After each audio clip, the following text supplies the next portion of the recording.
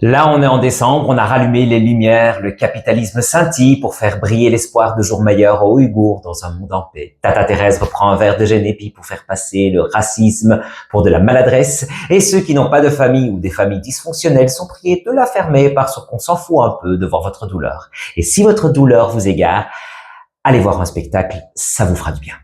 Bon, ça tombe bien parce que notez la fabuleuse transition que je viens de faire parce qu'au mois de janvier, il y a Blue Monday, le spectacle qui te donne le droit de ne pas être heureux. Alors pour ceux qui débarquent, Blue Monday, c'est le spectacle que je mets en scène du 8 au 18 janvier au théâtre à la Courte Échelle à Liège, mais c'est une commande qui m'avait été confiée par le théâtre Le Proscenium, un autre théâtre de Liège, et qui, pour la petite anecdote, est pour l'instant en pleine rénovation. Et donc, ils ont un partenariat avec le théâtre à la Courte Échelle.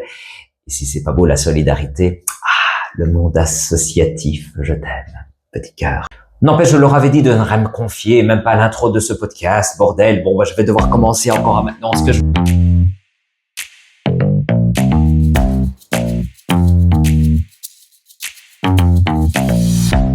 Voilà, je te l'ai dit dans cette intro qui est complètement éclatée au sol, fallait rien me confier, même pas cette intro. Enfin bon, bref, je t'ai même pas parlé du sujet, je crois.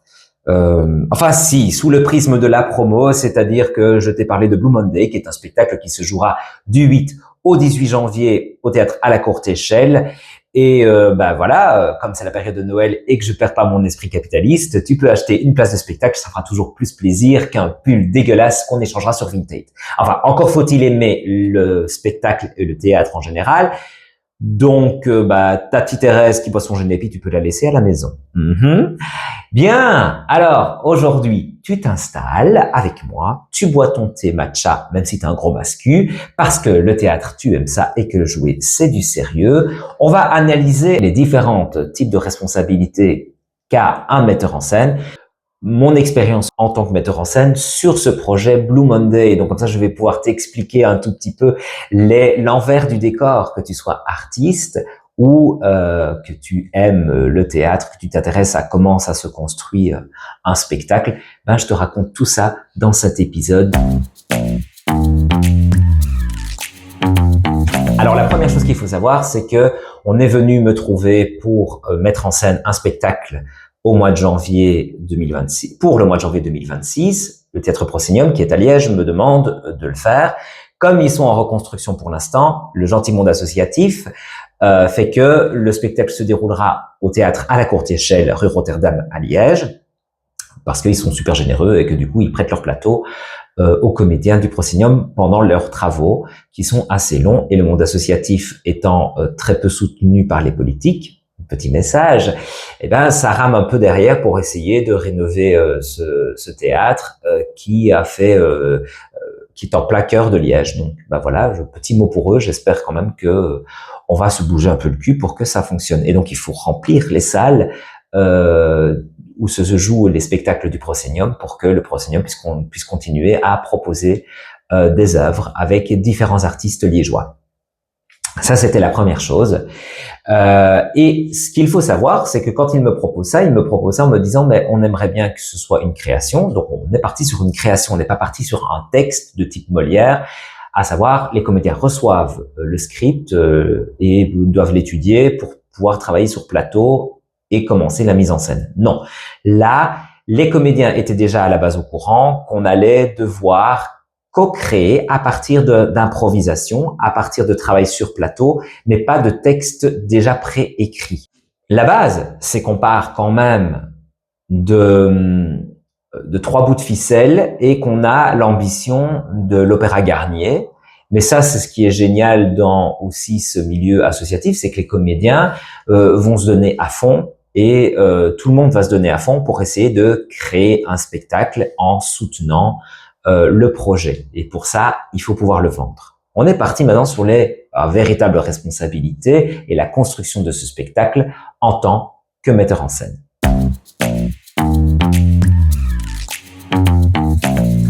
Mais d'abord, Blue Monday, qu'est-ce que c'est? Ce spectacle, il suit une équipe dans son département le plus déprimant de la big société Happiness Powerful et ils n'ont que 5 jours pour éviter le licenciement. Alors face à cette menace des nouveaux patrons japonais, le manager Wilfried et ses associés Cholet, Richard et Claire décident de transformer leur propre désespoir en un produit de luxe. Alors c'est une comédie qui se veut complètement loufoque, un peu Monty Pythonesque, et faute de pouvoir se battre contre le système, l'équipe va choisir de célébrer la fatalité.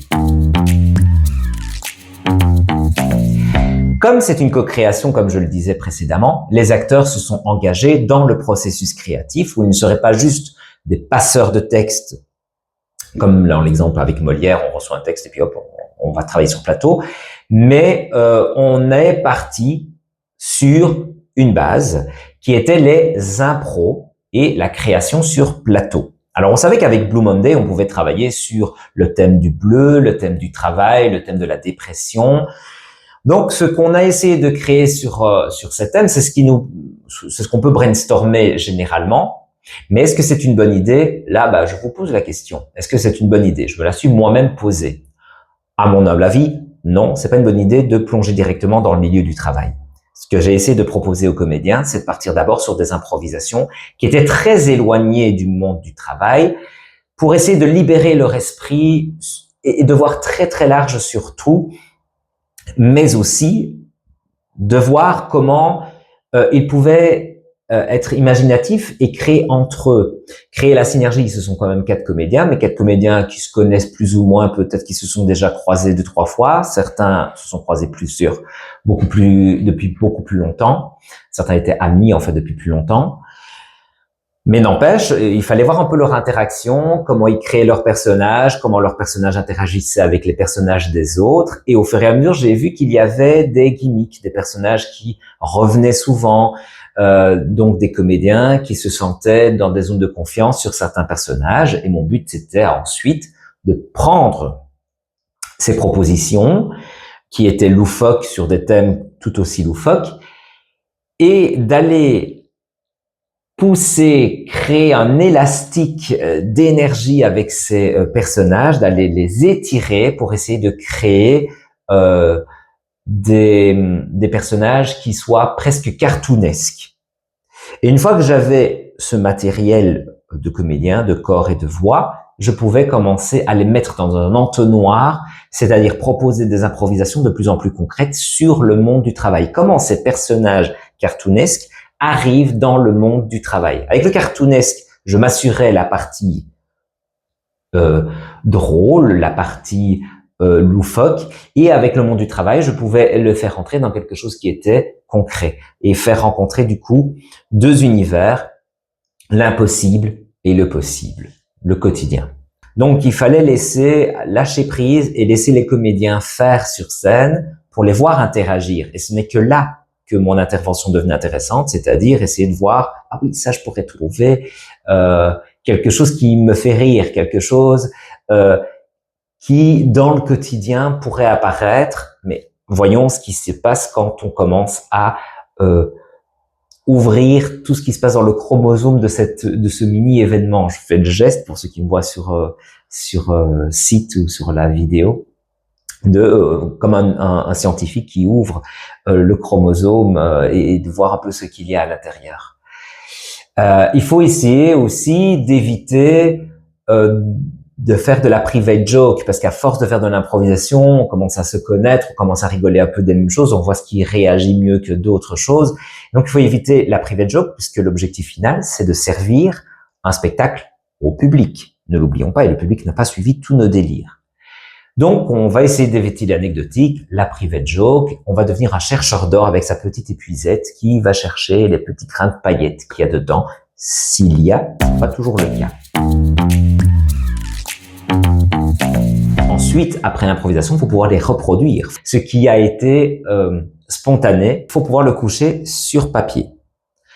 Alors, on va pas encore quitter le thème de l'improvisation parce que nos premières journées, les comédiens venaient raconter un peu des histoires qui étaient à milieu du monde du travail. On est rentré dedans. Quand on est arrivé aux situations plus concrètes et qu'on a pu commencer à voir certaines choses, il fallait savoir ce qu'on voulait raconter avec ces choses-là. C'est-à-dire, oui, ok, on peut parler du monde du travail, mais qu'est-ce qu'on en dit? Quel sera notre enjeu? Quelle sera notre urgence? Et c'est vrai que on en a une idée quand on part en tant que metteur en scène, et puis quand on a nos comédiens en face de soi, l'enjeu va commencer un peu à se transformer. Pour commencer à se dire, ok, nous, ce qu'on a envie de dire, ce qu'on voudrait passer comme message au public, c'est ça.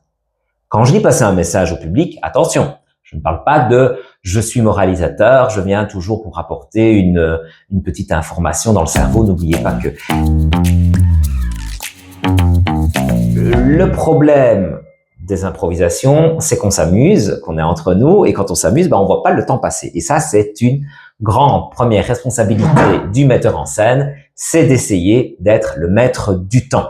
Faut garder l'efficacité du travail tout en gardant toutes les bulles d'oxygène et de respiration que les comédiens veulent pour pouvoir créer. Si on leur laisse pas ce temps libre, si on leur laisse pas cet étalement, cette liberté d'expression, ils ne créeront rien. Mais nous, il faut avoir en tête, en tant que metteur en scène, en tant que porteur de projet, que nous avons un objectif et que cet objectif est toujours plus court quand le temps passe. Pour être très concret, je vais vous dire que Blue Monday, c'était 30 séances de répétition de plus ou moins 3h30 chacune et 15 séances d'écriture de plus ou moins le même temps, 3h30 chacune. Donc on avait 45, en tout 45 fois où on doit se voir avant la première représentation. On peut pas perdre du temps. On doit pouvoir le maîtriser. Et donc, c'est un juste équilibre. Et puis, quand je parle de temps, c'est évidemment de penser que le temps n'est pas le même pour tout le monde. Là, je viens évidemment à un autre sujet de responsabilité, la responsabilité des comédiens et la responsabilité des artistes de l'ombre. Que serait un spectacle si on n'avait pas un scénographe, un créateur lumière, un costumier, dans mon cas j'en ai deux, et les accessoiristes, le technicien qui va pouvoir manipuler tout ce qui est dangereux pour nous, qu'on ne maîtrise pas. Moi je suis pas électricien, donc ça c'est une chose importante aussi. En amont, alors qu'on est déjà en répétition avec les comédiens, qu'on commence peut-être à coucher les premières répliques, on doit penser qu'on doit avoir une équipe qui doit déjà pouvoir répondre oui pour la première date de spectacle. On peut pas confier ça aux comédiens, même si on a une troupe très solide. Donc, faut penser à essayer de motiver des gens qui, eux, ne savent pas du tout quel projet vous allez mener. Et vous-même, vous ne le savez pas. Du coup, vous devez leur vendre un produit que personne ne sait ce que ça va être au final. Alors, on a une idée globale. Blue Monday, ça va parler du monde du travail, de la dépression, du moment où on est le plus mal dans l'année, soi-disant, etc. Et on doit commencer aussi à créer avec ces artistes de l'ombre qui n'ont pas la même maîtrise du temps. C'est-à-dire que pour eux, ils voient une date qui est au mois de janvier, ils se disent, ok, tu sais pas encore ce que tu vas faire et c'est au mois de janvier, rappelle-moi quand tu le sauras. Et en même temps, se dire, attends, moi je n'ai que 45 dates avec mes comédiens, au fur et à mesure, je dois leur donner des réponses pour savoir dans quel plateau ils vont se déplacer à un moment donné quand on va retourner sur plateau, ou quand on a des obligations scéniques, quand on écrit, on peut pas écrire tout ce qu'on veut. Alors oui, on a l'ambition de l'Opéra Garnier, mais on reste quand même une petite troupe, une petite structure, et on doit avoir, avec un tout petit budget, voire un budget tellement resserré qu'il est quasi inexistant, une capacité de montrer quelque chose d'intéressant au public. Mais moi, la contrainte, ça me fait pas peur. La contrainte, ça me donne plutôt l'envie de créer. Et moi, j'ai eu de la chance de mon côté. Toutes ces personnes de l'ombre, scénographes, créateurs lumière, costumiers, c'est venu très naturellement et presque magiquement. Donc du coup, j'ai pas eu trop de stress par rapport à ça. Mais c'est vrai que leur temps n'est pas le même. Ça nous donne une troisième étape de responsabilité, c'est-à-dire de pouvoir gérer deux équipes qui ne se rencontrent pas nécessairement au début. Donc nous, on a une idée globale et on va devoir communiquer entre deux équipes les mêmes informations. Mais les mêmes informations vont évoluer au fur et à mesure du temps puisque les idées de la scénographe et les idées des comédiens vont pas évoluer en même temps. Et donc, il va falloir transférer des informations, revenir en arrière, aller de l'avant. Ça m'a créé une grosse phobie, si je peux lui dire, c'est la multiplication des moyens de communication entre WhatsApp, Messenger, les mails. Moi, je favorise les mails parce que les mails, on peut les gérer un peu comme on veut, on peut les trier, etc. Que quand on voit un message sur Messenger pendant la journée, qu'on n'a pas encore répondu, parfois je l'oublie. Moi-même, j'avais mis un groupe WhatsApp d'urgence entre les comédiens. Finalement, c'est un groupe où on n'arrête pas de faire des blagues.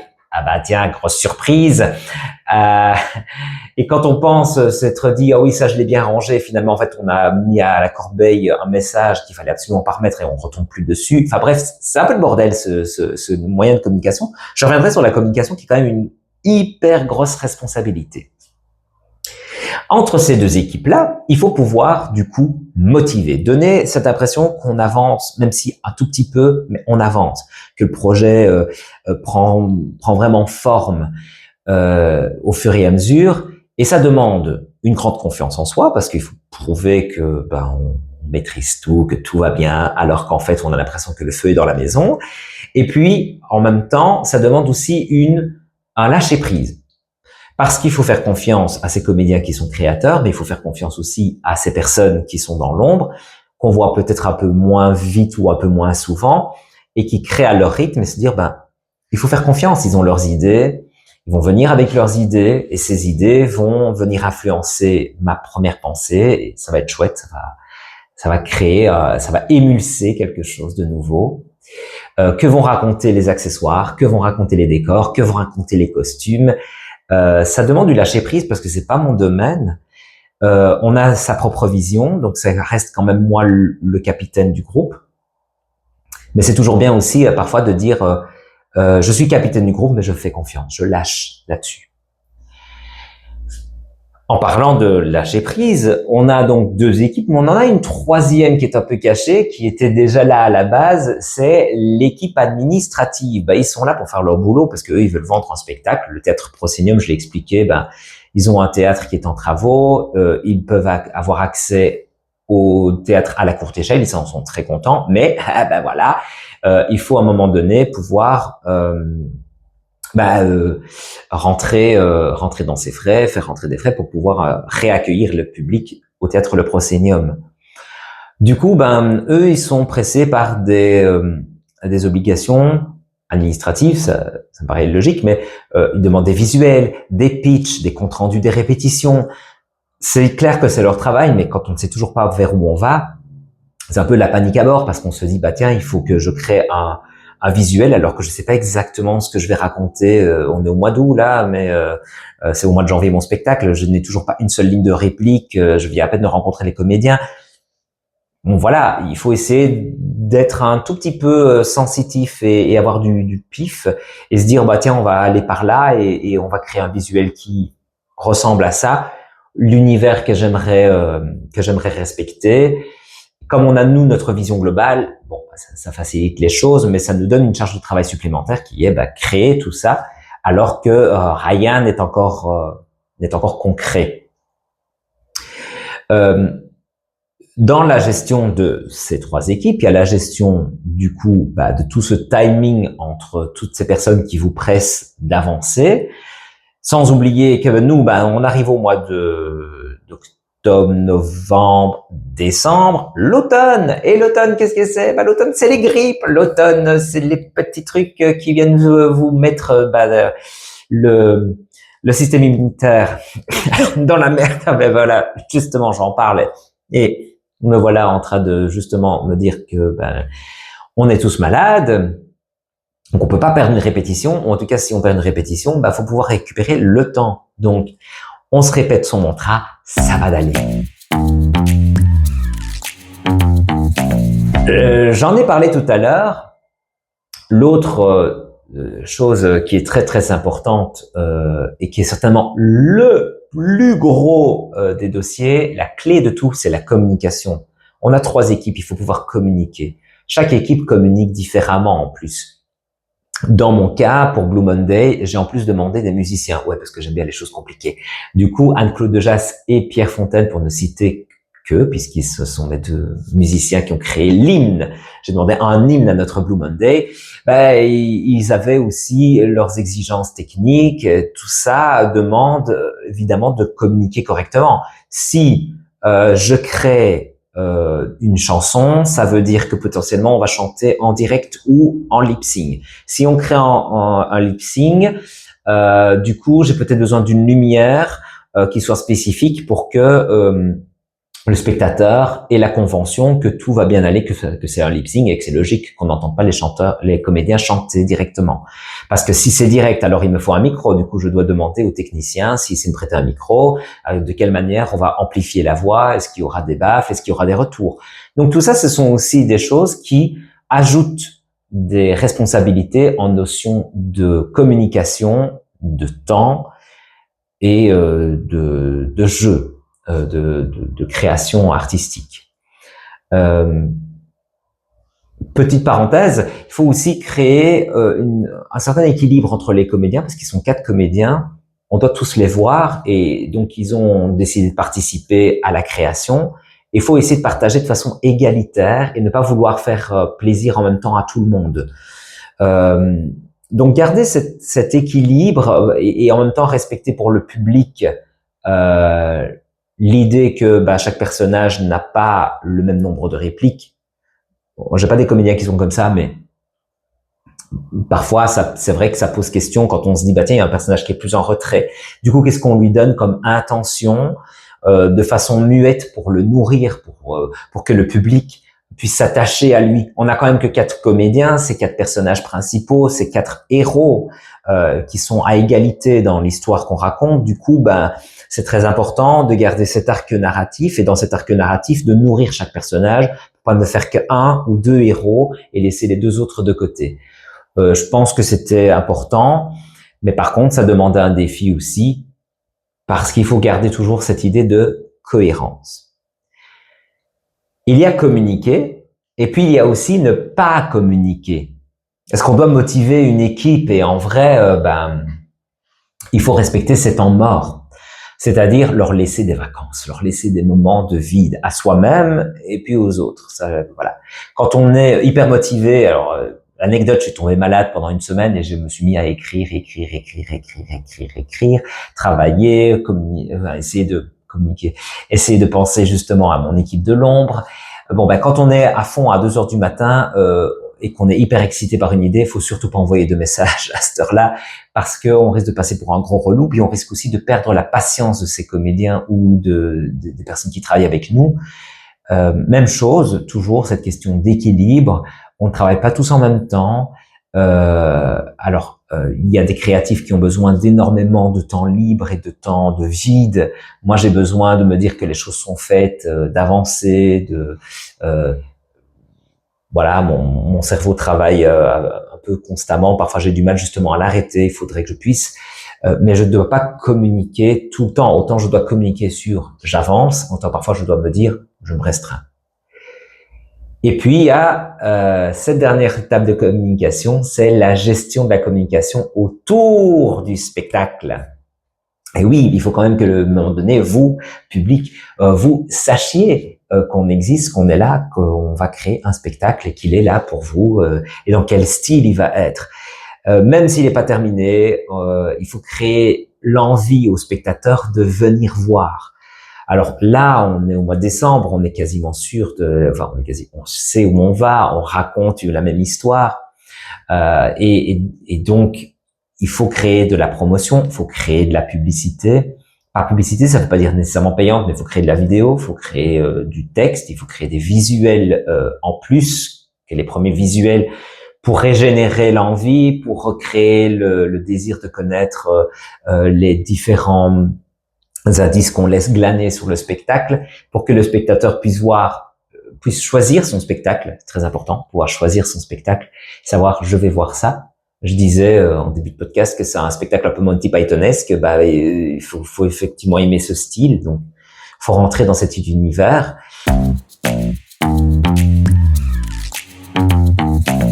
Ce podcast, ce que j'ai voulu raconter à travers tout ça, c'est que dans un projet, il y a énormément de responsabilités. Pour reprendre, d'abord, il faut se créer une équipe de la lumière, les artistes, ceux qui vont vraiment présenter votre projet, et puis une équipe de l'ombre, dans laquelle on pourrait préciser encore dans un autre podcast le scénographe, le créateur lumière, le costumier, l'accessoiriste, et aussi les techniciens, les gens vraiment de la régie, les gens qui sont électriciens et qui vont vraiment aller créer votre régie plateau et régie lumière son. Dans mon cas aussi des musiciens, techniques supplémentaires, et puis aussi votre équipe administrative à qui vous devez rendre des comptes puisque ils sont là aussi pour vous aider, mais en même temps pour savoir où va le bateau et ce que eux vont proposer en fait, sous quel nom ils vont proposer ça. C'est énormément de responsabilités, mais quelle joie c'est d'être responsable de tout ça parce que c'est des rencontres avec des gens, évidemment. C'est aussi des moments où on s'éclate sur scène, c'est des moments de stress, mais c'est des moments où il y a des contraintes.